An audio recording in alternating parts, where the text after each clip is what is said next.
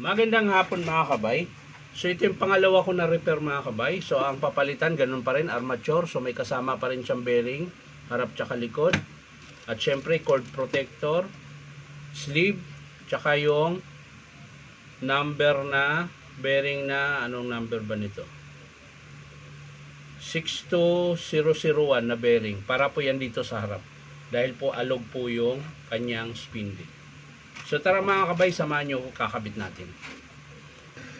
So ayan mga kabay, nakalas ko na po yung screw. So ikakabit na po natin.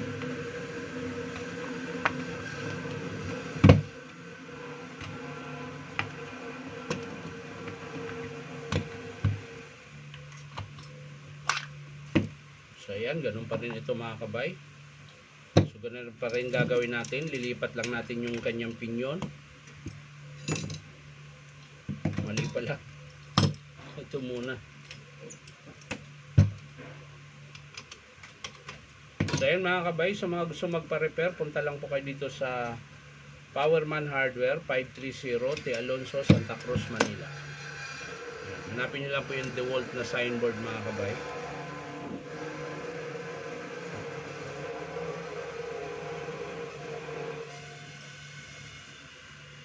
So ayan mga kabay, nakabitan natin yung pinyon.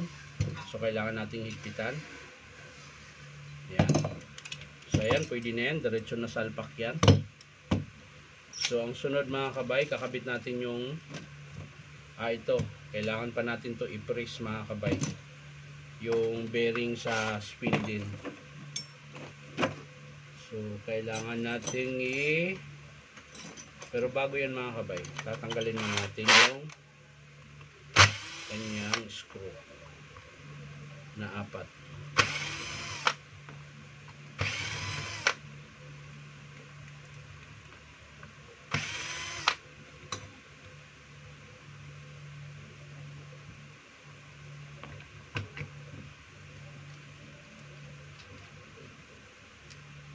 So ayan mga kabay, ito po yung papalitan natin na bearing. Ayan, maalog po. So kailangan nating i-press to mga kabay. Hindi ko na ipapakita kung paano i-press. So ayan po mga kabay, nakalas na po natin yung bearing. So papalitan na po natin ng bago. Ayan. So i-press po natin siya ulit. So ayan na mga kabay, na-press na po natin. So nakabit na po natin yung bagong bearing. Siyempre babalik lang natin yung pinaka pansala ng alikabok. Ayan. So okay na yun mga kabay. Pwede na natin buuin tong spindle. Unahin muna natin ito ng kabit.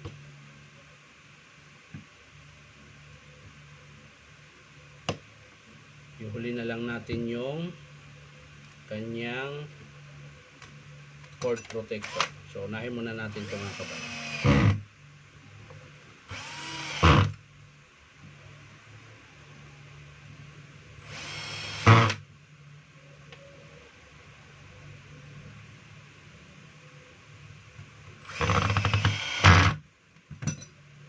So ayan na mga kabay, tapos na.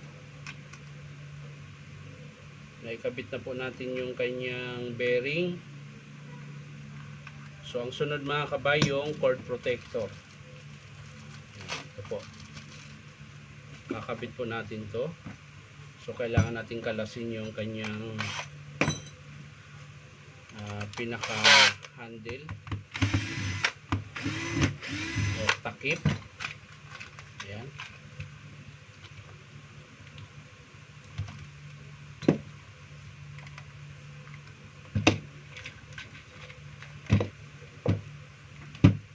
Kailangan natin kalasin yan mga kabay. So yan na mga kabay, kakabit na po natin yung kanyang cord protector.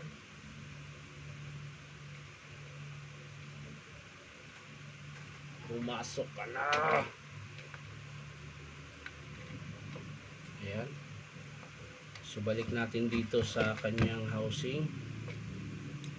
Lagyan lang natin ng lock mga kabay para hindi po siya gagalaw.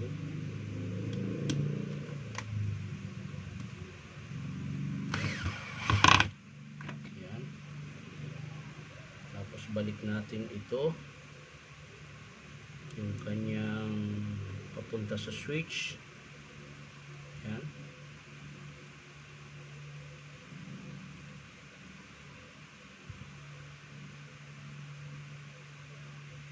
At syempre higpitan po natin.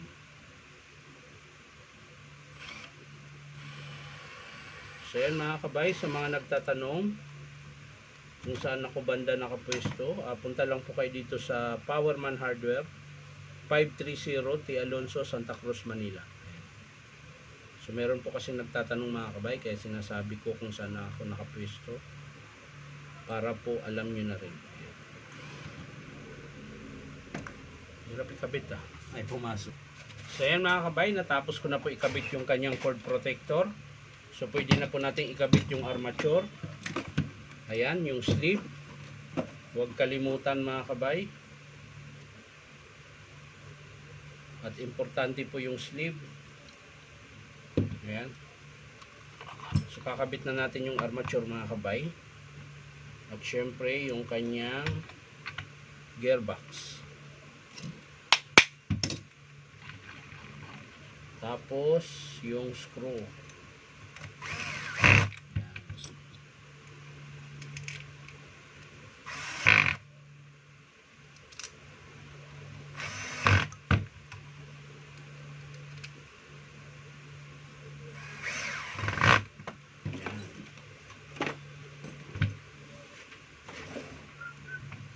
So yan mga kabay, bago natin isara, so titesting muna natin.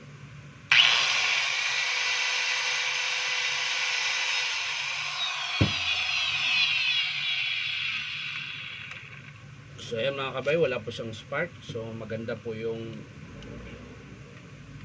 pagka-align niya mga kabay. So tapos na po yung ating approve ngayon nitong araw na ito mga kabay. So wala po akong gaanong repair ngayon. So ito na po yung last ko na repair.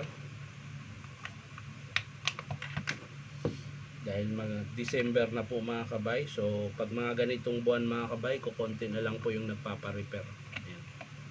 Uulit na naman yan mga kabay, mga January. Ayan. January, March, ganyan. Although yung iba mga kabay, dinadala yung unit nila para pinapacheck. Para sigurado pagdating ng January, may gamit pa rin sila na pwedeng gamitin. So ayan mga kabay, maraming salamat sa panonood. Ayan, ulitin ko lang ulit. Armature, bearing 6001, tsaka sleeve. Yan po yung pinalitan natin dito sa DW810. So maraming salamat mga kabay sa panonood at palike and share na rin po. At baka naman po pwedeng makahingi sa inyo ng isang subscribe dito po sa aking YouTube account na Inom Tabay. So maraming salamat ulit. Bye-bye.